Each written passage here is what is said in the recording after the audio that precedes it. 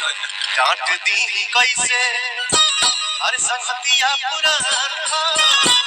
पवन सिंह एक गाना बहुत ट्रेंडिंग है जिस गाने का नाम है डांट दी कैसे संगतिया पुराना, आना चाहिए या नहीं, यही धमाका के बारे में बात करने वाले हैं। तो हमारे वीडियो को लाइक करके चैनल को सब्सक्राइब जरूर करें क्योंकि ऐसी खबर हमारे चैनल पर रोज डाली जाती है। दोस्तों आप सभी को बताने वाला हूं, जब से भोजपुरी के पवन सिंह ने स्टेज शो गाना गाए हैं डांट दिए कैसे संगतिया पुराना, तब से ये गाना ट्रेंडिंग में जा रहा है। यानी इंस्टाग्राम और फेसबुक पे पूरे तरह से ये गाना बवाल हो गया है, यानी पूरी तरह से छा गया है। आप लोग जाकर देख सकते हैं, सूर्या के आईडी पे 74,000 रील्स बन चुके हैं।